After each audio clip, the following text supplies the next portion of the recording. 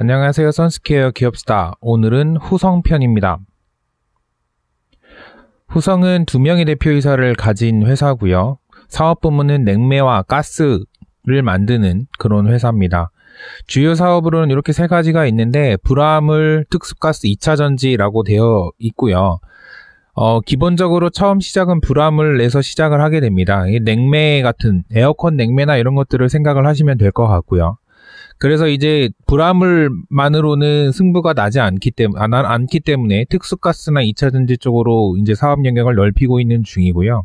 특수가스라고 하면 이제 반도체에 걸쳐져 있고, 2차전지는 요즘 가장 핫한 2차전지 그 자동차용 2차전지 전해질 용매를 만들고 있기 때문에 가장 요즘 뜨겁다고 할 수 있는 반도체와 자동차에 모두 걸쳐져 있는 그런 회사다라고 할 수 있겠습니다. 주요 거래처를 보시더라도 뭐 삼성전자, LG전자 있고요. LG와 하이닉스와 같은 배터리 회사들도 있고요. 이 솔브레인 이런 회사들도 다 배터리 회사죠. 현대그룹의 반개그룹이라고 하는데 직계는 아니라는 얘기죠. 반개그룹이고 후성의 창업자인 김근수 회장이 고 정주영 현대그룹 명예회장의 조카입니다. 그러니까 어머니가 현대그룹 명예회장의 동생이죠. 그래서 정주영 명예회장의 여동생 정희영 여사의 차남이고요. 현재는 이제 뭐 2세 경영을 하고 있기 때문에 김용민 사장이 경영을 맡고 있고요. 김근수 회장이랑 김용민 사장 지분율을 합치면 뭐 37% 정도 되는데 각종 회사들을 다 합치면 50% 정도 돼요. 사업의 개요는 아까 말씀드린 대로 냉매, 전해질, 2차전지 전해질, 그 다음에 특수가스, 반도체용 특수가스를 만드는 이런 회사입니다. 이 냉매는 말씀드렸다시피 국내에서 독점적인 지위를 가지고 있는데 뭐 세이 70% 정도의 마켓시어를 가지고 있다 이렇게 얘기를 하고 있습니다. 그런데 이제 아시다시피 이 냉매 자체가 지금 일산화탄소를 많이 규제하고 있는 추세잖아요. 그러니까 냉매 자체가 사업 확장이 어려워요. 하지만 이제 건설 경기나 이런 것들에 따라서 뭐 아파트 세우는데 에어컨이 안 들어갈 수는 없는 거니까요. 규제는 되지만 아파트나 건설 경기에 따라서 많이 치고는 올라갈 수 있다. 하지만 요즘에 주택 경기나 이런 것들이 한동안 좋지는 않았기 때문에 좀 침체되어 있는 면이 있고요. 거기에 따라서 많이 움직이고요. 그 다음에 온실가스 테마라고 해서 온실가스 주가 테마로 묶여있는 것들이 있습니다. 그런 것들이 오를 때 좀 같이 오르는 성향도 있고. 그래서 처음에 2010년대 말 정도 되면 냉매의 매출 비중이 후성에서 35%까지 막 얘기를 하는 적이 있었는데 이제는 2차전지 전해질이나 특수가스 쪽으로 조금씩 옮겨가려고 하는 중이고요. 그렇게 많이 진행이 되고 있습니다. 2차전지 전해질을 보면 LiPF6 육브라 인산 리튬을 국내에서 유일하게 생산을 하고 있다 이렇게 얘기를 하고 있습니다. 육브라 인산 리튬은 합성이 어렵고요. 일단은 취급이 어려워서 생산업체가 없다는 건데 가장 중요한 게 물하고 결합을 해버려요. 물하고 엄청나게 결합을 잘하기 때문에 육브라 인산 리튬을 사용을 하려면 건조된, 그러니까 수분이 거의 없는 상태의 환경을 가지고 수분이 없는 환경 상태에서 육브라 인산리튬을 취급을 해야 돼요. 그렇기 때문에 그러니까 전해액을 만드는 업체나 배터리 업체나 모두 영향을 많이 받고, 그래서 물과 결합을 하게 되면 불화수소가 생기게 되고 그것들이 이제 안 좋은 영향을 끼치기 때문에 취급이 어렵다는 점 때문에라도 국내에서 지금 생산하는 업체가 없어요. 그래서 뭐 전해질에서 이제 리튬이온을 확산을 하는데 활용이 되는 거고요. 가장 중요한 거라고 할 수 있고요. 제가 이전에 영상에서 보여드렸던 첨보에 LiPO2F2라는 게 있었어요. LiPO2F2라는 것은 같은 역할을 하지만 첨보의 말에 의하면 이것들은 다음 세대의 전해질이고 현재 대세는 LiPF6다라고 할 수 있습니다. 하지만 첨보의 전해질이 다음 세대라고 하지만 지금도 매출이 나고 있는 거죠. 많이 교체가 되고 있는 중이고, 그렇게 따지면 전해질에서도 약간의 마켓시어가 나눠지는 이런 상태가 될 수 있다라고 생각을 하시면 될 것 같습니다. 이런 식으로 좀 잘 그림이 안 보이는데 육브라 인산리튬은 이런 식으로 밀봉된 상태로 납품이 되고요. 가로 형태예요.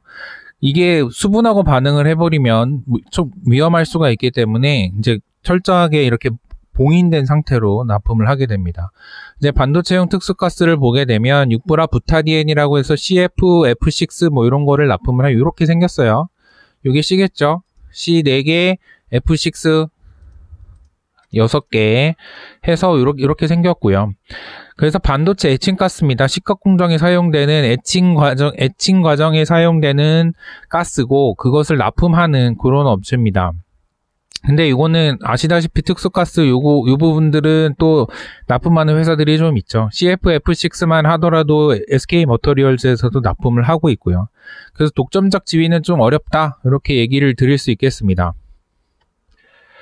그래서 특수가스의 특징들을 잠깐 보자면 6브라 텅스텐은 이제 증착가스, 배선 공정에 사용되는 증착가스고 뭐 한국에서 가장 큰 시장이 있다는데 이거는 당연히 삼성전자와 SK 하이닉스의 역할이 크겠죠. 그래서 그렇고요. 6불화 부타디엔은 뭐 애칭가스입니다. 아까 말씀드린 대로 애칭가스고 역시 한국이 가장 큰 시장을 형성하고 있습니다. 그래서 3-4개 업체가 뭐 과점 중이라고 얘기를 하는데 그 중에 하나가 SK 머터리얼즈고요. 하나는 후성이고요. 뭐 이렇게 볼 수 있겠어요. 후성의 매출과 영업이익 추이입니다. 이 2018년부터 19년까지 조금 줄었죠. 조금 줄은데 뭐 큰 유의미한 성적은 아니라고 생각을 해요. 근데 유의미한 것은 영업이익이 계속 줄고 있어요. 영업이익이 계속 줄고 있고 지금 이게 상반기이기 때문에 곱하기 2를 한다고 봤을 때 매출은 거의 2019년과 큰 차이가 없을 거라고 보여지는데 영업이익이 굉장히 많이 줄고 마이너스가 됐잖아요. 이게 가장 중요합니다. 이게 어떻게 해서 마이너스가 됐는지 왜 이런 성적이 났는지를 다시 한번 자세하게 설명을 드릴 거예요. 여기 보면 후성은 연결과 별도를 따로 보실 필요가 있습니다. 별도 기준으로 보면 영업이익이 낮어요. 매출이 1148억, 영업이익이 80억 수준인데 연결 회사가 4개가 있는데 얘네들을 합쳐버리니까 1224억 매출에 여기서 마이너스 3억이 나죠. 어떻게 해서 이런 일이 났는지 한번 보겠습니다. 연결과 별도가 이렇게 달라요. 그래서 별도로 했을 때는 이익이 나지만 연결로 했을 때는 마이너스고요. 이게 어떻게 해서 이런 일이 났냐면 별도 회사가 그러니까 그 종속 회사가 4개가 있는데 이 회사들이 연결로 들어갑니다. 연결 매출로 들어가요. 그리고 중국에 주로 투자가 되어 있고요. 이 위에 3개 회사는 중국에 투자가 된 거고 아래 마지막 회사는 폴란드에 투자가 된 회사인데 내용을 보시면 화공약품 제조업은 사실 크지 않기 때문에 빼고요. 크지 않기 때문에 빼고 2차전지 전해질 제조하는 중국 업체가 하나 있고요. 폴란드 업체가 하나 있고요. 반도체 특수가스를 제조하는 업체가 있는데 이 중국에 투자가 된 이 두 회사에서 순손익이 굉장히 많이 나고 있죠. 순손익이 났다. 80억 정도, 이게 지금 67억이고요. 15억이니까 여기서 80억 이상의 순손실이 났어요. 그러니까 따져보면 그러니까 별도 기준으로 봤을 때 순이익이 49억인데 연결 기준으로 보면 37억의 손해가 났잖아요. 이게 따져보면 80억 정도 수준 되는데 86억 정도 되죠. 80억 남짓 되는데 이 중국 두 회사에서만 80억 이상의 손해가 났다 이렇게 보시면 될 것 같습니다. 후성과기, 이 중에 후성과기는 후성이 51% 지분을 가지고 있고요. 후성 신재료는 후성이 100%를 가지고 있어요. 근데 후성과기는 후성이 51%의 지분을 가지고 있으면서 중국 업체가 49%를 가지고 있겠죠. 중국 전해액 업체와 조인트 벤처를 한 거예요. 그래서 여기에 투자가 많이 됐는데 매출액은 증가를 했지만 이익이 나지 않으면서 투자 대비 지금 손해가 나고 있다 이렇게 보실 수 있겠습니다. 그래서 2019년 상반기와 2020년 상반기를 좀 보실 필요가 있는데 제가 후성과기 유한공사만 일단 보면요. 매출이 지금 2019년 상반기에서 2020년 상반기를 보시면 2배 이상, 매출은 늘었지만 적자폭이 커졌다는 것은 그만큼 투자를 많이 했다는 얘기도 될 거고요. 그래서 투자 대비해서 성적이 지금 나오지 않고 있는데 여러 가지 이유가 있겠습니다만 결국에는 중국의 전기자동차 성장과 굉장히 영향이 많다 이렇게 보시면 될 것 같습니다. 이걸 분기별로 볼 필요도 있을 것 같아요. 올해 지금 제가 계속 상반기 반기를 얘기를 하다 보니까 계속해서 안 좋아지고 있는 거 아니냐라고 생각을 하실 수가 있는데, 현재 지금 그 반기의 성적은 1분기 성적에 기여하는 바가 큽니다. 1분기 성적에서 기여하는 바가 크기 때문에 이걸 분기별로 볼 필요가 있어요. 2020년 1분기에 보면 매출액은 1분기, 2분기가 비슷하죠. 근데 영업이익에서 손실이 지금 많이 난 게 이쪽이에요. 30억, 31억 정도 손해가 났잖아요. 31억 손실이 났고, 지금 여기 보면 28억 이익이죠. 그래서 이익으로 돌아섰어요. 흑자 전환을 했단 말이에요. 흑자 전환을 했는데 1분기에 적자폭이 워낙 크다 보니까 반기 성적은 마이너스 3억이 그대로 잡힌 거예요. 그래서 지금 현재 좋아지고 있다, 이렇게 보시면 될 것 같고, 중국에서 지금 아까 말씀드린 여기 그 후성과기에서 손해가 났잖아요. 후성과기에선 결국 배터리 전해질을 만드는데, 지금 중국의 LiPF6 공장, 그 다음에 이 반도체 특수가스 만드는 공장이 올해 4분기 완전히 돌아가는 건 4분기 정도 될 거예요. 그래서 이런 실적들은 2021년에 본격적으로 잡힐 거고, 여기에서 지금 마이너스가 됐던 이런 손해들은, 중국에서 마이너스가 됐던 손해들은 2021년에는 좀 많이 상쇄가 될 것이다, 이렇게 보고 있습니다. 이거 분기 실적 추이를 보는 건데, 사실 후성은 그 보고서를 통해서, 공시를 통해서 그 부문별 매출을 공개를 하지 않고 있어요. 그러니까 냉매는 몇 퍼센트, 뭐 2차 전지는 몇 퍼센트, 이렇게 공개를 하고는 있지 않아요. 하나의, 사실 그 모든 부분들이 냉매, 2차 전지, 뭐 반도체 특수가스 분류가 돼 있지만 하나의 부문에 속해져 있기 때문에 따로 분리해서 매출이 얼마다 이렇게 나오지는 않아요. 그래서 요거는 제가 봤을 때 증권사 리포트, 요거는 추정치라고 보여지고요. 그래서 이렇게 냉매라고 써있지만 사실 추정치고, 예. 지금 이거 참고로만 보실 수가 있는 건데, 일단은 냉매 매출 비중이 30% 남짓되죠. 35% 정도 됐던 것이 조금씩 줄었다 늘었다를 반복을 하면서, 여기서 지금 후성에 많은 그 매출이 왔다 갔다 하는 영향이 있고요. 불소 화합물이 이제 지금 우리가 흔히 애는 특수가스와 2차 전지 전해질이죠. 전해질인데, 여기 매출들이 계속 왔다 갔다 하다가 이제 중국의 매출이 본격적으로 잡히면서 빵 올라가게 되는, 그래서 결국에는 냉매 중심의 회사 그 포트폴리오에서 불소 화합물 쪽으로 가는, 이런 쪽으로 이렇게 이동이 되고 있는 그런 시기다라고 볼 수 있겠습니다. 그래서 지금 이 배터리죠. 배터리 관련해서는 LiPF6 국내 지금 생산 능력이 1800톤 수준이에요. 1800톤 수준인데, 중국에서 3800톤까지 늘렸다라고 얘기 나오는 곳도 있고, 지금 아마 늘려놓고 공장을 본격적으로 가동하기 전이다라고 생각을 하는데, 그래서 지금 5600톤이죠. 합치면 5600톤 정도의 캐파를 가지고 있다, 이렇게 생각을 할 수 있겠습니다. 그래서 아까 말씀드렸다시피 중국 전기차 시장하고 밀접한 관련이 있는데, 중국의 그 자동차 시장 자체가 올해 상반기 해서 많이 줄었어요. 많이 그 침체되어 있다가 다시 9월에 늘어나는 모습을 좀 보여줬거든요. 이게 중국의 그 좀 크게 볼까요? 중국의 그 CAAM이라는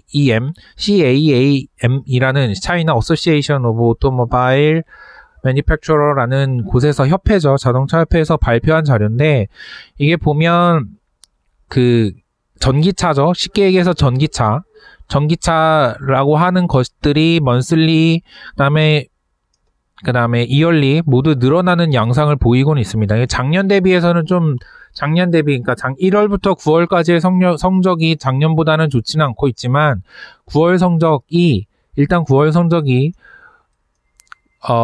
8월 대비, 그 다음에 작년 9월 대비 올라가고 있다는 건 고무적이에요. 이렇게 많이 성장을 하고 있고, 여기에는 중국의 보조금 정책이나 이제 그런 것들이 좀 한몫을 했겠지만, 중국의 자동차 시장을 차지할 수 있다는 게 굉장히 중요한 거예요.